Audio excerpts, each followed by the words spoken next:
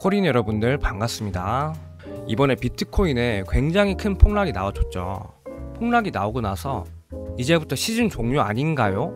라고 굉장히 많은 우려를 표현해 주시고 계십니다. 여러분들, 이때 당시만 해도 수많은 사람들이 150K를 간다, 200K 간다 라고 롱을 외치고 있었어요. 그런데 현재 이만큼의 하락 파동이 나왔다고 시즌 종료를 외치고 있습니다. 수많은 개미 투자자들이 신고점을 외칠 때가 불과 며칠밖에 되지 않았어요. 매매는 그렇게 하면 안 됩니다.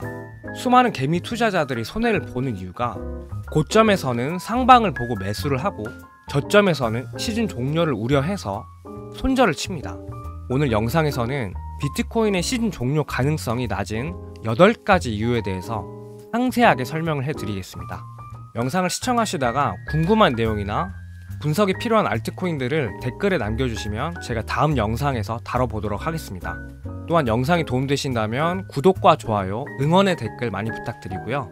이번 영상에서도 좋아요가 400개가 넘으면 다음 영상은 이틀 뒤인 일요일에 업로드를 해서 여러분들께 굉장히 많은 꿀통들을 풀어드리도록 하겠습니다. 비트코인의 시즌 종료가 아닌 첫 번째 근거를 설명드릴게요. 이 1연장 터미널의 관점은 제가 작년 12월부터 메인 관점으로 들고 있었습니다.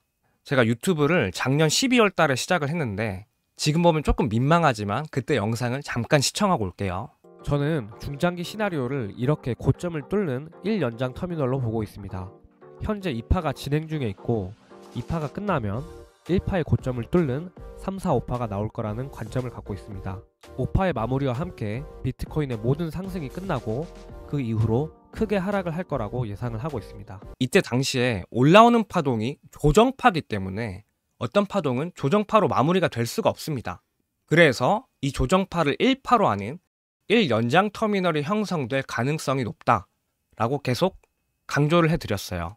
제가 이때부터 들고 있던 메인 관점대로 차트가 흘러가고 있습니다. 저의 메인 관점이 맞았다고 자랑을 하는 게 아니고 작년 12월부터 지금까지 저의 관점대로 잘 흘러갔다면 그 다음 비트코인 차트도 이 흐름대로 흘러갈 가능성이 높다는 거예요. 만약에 중간에 어떤 이상한 파동이 나와서 이 관점이 깨졌으면 저는 지금 이 순간 신고점을 외치는 상승을 못 외쳤을 겁니다. 시즌 종료가 아닌 두 번째 근거는 1연장 터미널의 가장 큰 특징이 있는데 바로 5파가 13 추세선을 뚫어야 한다는 거예요. 5파가 13 추세선을 뚫는 지식은 거의 95% 이상의 신뢰도를 갖습니다. 하지만 4파를 이렇게 보고 5파를 이렇게 봤을 때 5파가 13 추세선을 뚫지 못했기 때문에 5파가 여기서 마무리되고 시즌 종료일 가능성은 낮다라고 생각을 할 수가 있습니다.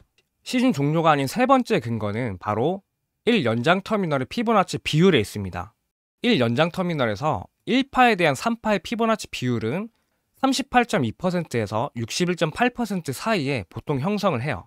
여기 보시면 3파가 1파의 61.8%를 거의 정확하게 맞은 걸 볼 수가 있죠. 1연장 터미널에서 5파는 3파의 최소 38.2%는 넘어야 합니다. 하지만 보시다시피 38.2% 근처도 못 갔죠. 이렇게 1연장 터미널의 4파의 종점을 여기로 봤을 때 5파는 13 추세선을 뚫고 38.2%에서 61.8% 사이에 형성할 확률이 높습니다. 시즌 종료가 아닌 네 번째 이유는 바로 파동의 등급에 있습니다. 제가 이전 영상과 지지난 영상에서 모노파동에 대해서 언급을 해드렸죠. 이 모노파동에 대한 내용이 굉장히 복잡하지만 제가 여러분들에게 굉장히 쉽게 설명을 해드릴게요. 모노파동은 어떠한 타임프레임에서 봤을 때 보여지는 한 추세를 의미합니다. 그러면 3파의 모노파동은 이런 식으로 그려질 건데 5파가 여기서부터 여기까지라면 모노파동이 하나밖에 안 됩니다. 5파가 3파보다 모노파동에 대해서 복잡성이 낮을 수밖에 없어요. 하지만 이렇게 많이 낮은 게 아니고 보통 3파의 절반 혹은 3분의 1 수준에서 모노파동이 형성이 돼요. 그래서 5파가 이런 식으로 형성이 되면 이때 모노파동은 3개가 됩니다. 그러면 5파는 3파에 비해서 파동의 복잡성이 굉장히 훌륭해집니다. 시즌 종료가 아닌 다섯 번째 이유를 설명드릴 건데요. 바로 이 부분이 임펄스로 해석이 됩니다. 세부 파동을 분석해보면 이렇게 1, 2, 3, 4, 5파로 임펄스의 구조를 굉장히 알맞게 띄고 있어요. 만약에 여기가 이렇게 1연장 터미널의 5파라면 이때 5파는 임펄스가 나올 수가 없습니다. 조정파만 나올 수가 있어요. 하지만 여기가 임펄스로 해석될 가능성이 매우 높기 때문에 이 임펄스는 이렇게 C파로 나오고 이전의 파동을 ABC 그리고 이 두 개의 플랫을 더 큰 A, B파로 하는 플랫이 이렇게 나왔다 라고 정의하는 게 더 합리적입니다. 시즌 종료가 아닌 여섯 번째 근거는 바로 이 세부 파동이 있는데요. 세부 파동을 분석해 보면 이런 식으로 형성될 가능성이 가장 높아요. 5파에는 연장 플랫이 나올 가능성이 굉장히 높고 이때 연장 플랫은 1연장 터미널의 2사 추세선을 깨고 올라갈 수 있습니다. 굉장히 많은 개미 투자자들이 이 추세선이 뚫리면 여기서 손절을 할 거예요. 혹은 숏을 매수하겠죠. 이렇게 급격하게 임펄스로 올라가는 게 1연장 터미널의 5파의 특징입니다. 물론 5파가 정확하게 이렇게 나온다는 게 아니고 2사 추세선을 안 뚫고 올라갈 수도 있습니다. 다만 올라오는 파동과 내려오는 파동을 봤을 때 이렇게 플랫이 형성될 가능성이 높다 라고 정리를 할 수가 있겠죠. 시즌 종료가 아닌 7번째 이유는 바로 4파와 2파와의 관계에 있습니다. 1연장 터미널을 이렇게 봤을 때 4파의 종점이 여기라면 4파는 2파의 38.2%도 못 미쳐요. 하지만 대부분의 경우에는 4파가 2파의 38.2% 이상인 경우가 많습니다. 또한 자세히 보시면 4파와 2파가 겹치는 구간이 굉장히 얇습니다. 1연장 임펄스는 2파와 4파가 겹치지 않는 굉장히 힘이 센 파동입니다. 하지만 1연장 터미널은 그게 아니기 때문에 대부분의 경우에 4파와 2파가 이렇게 살짝만 마주치고 올라가진 않아요.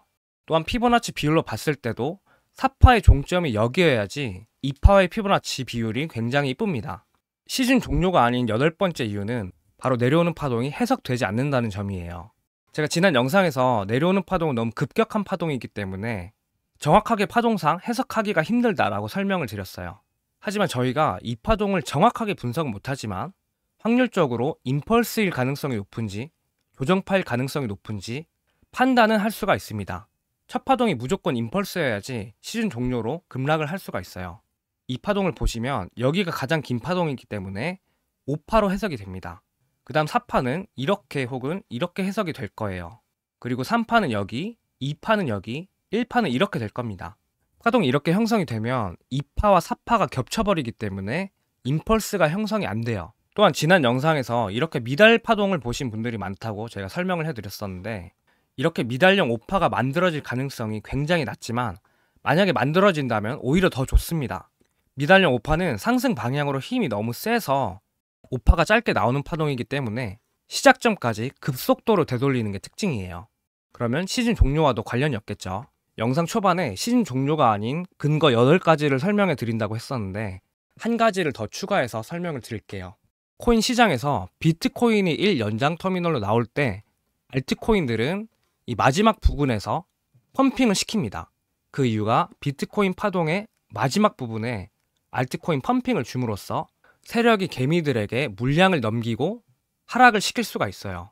비트코인이 터미널 5파로 형성이 될 때 비트코인 도미넌스는 5파 부근에서 쭉 내렸다가 비트코인 5파가 마무리가 되면 시즌 종료의 시작과 함께 비트코인 도미넌스의 폭등을 시킴으로써 고점에 몰린 개미들을 탈출시키지 못하게 하는 거예요. 또한 비트코인이 이렇게 큰 폭락이 나왔을 때 비트코인 도미넌스는 쭉 올렸다가 내려왔습니다. 만약에 이게 시즌 종료의 시작이라면 쭉 올렸다가 횡보하고 계속 올라가야 돼요. 비트코인 도미넌스가 쭉 올렸다가 내려왔다는 건 선물 투자자들이나 손절 라인을 건 개미 투자자들을 다 털어버리고 그 다음 가볍게 올라가겠다는 의지를 표현합니다. 그리고 마지막으로 가장 중요한 걸 설명드릴게요. 시즌 종료가 굉장히 낮은 확률로 나오더라도 괜찮습니다. 우린 여기서 1차 매수를 했고 내려왔을 때 2차 매수를 할 수가 있어요. 또한 저점을 뚫을 때 마지막 3차 매수를 고려할 수가 있습니다. 그러면 평단은 이 정도에서 맞춰질 거고 수익을 본다면 이만큼, 손해를 본다면 이만큼의 손해를 볼 거예요. 손익비상으로 롱을 보는 건 굉장히 좋은 매매 전략이고요. 그 중에서 가장 핵심 중의 핵심은 여기서 풀시드 매매하면 안 돼요. 낮은 확률로 시즌 종료가 나올 수 있기 때문에 다른 안전자산에 분배를 해서 투자를 하셔야 됩니다. 여기서 풀시드 받고 레버리지 10배 다 받고 그러다가 시즌 종료가 나오면 정말 큰일 나요. 인생이 한순간에 날아갈 수가 있어요. 하지만 우리는 시즌 종료가 나더라도 전 재산을 투자하지 않을 거고 손절 라인이 명확하게 있기 때문에 괜찮습니다.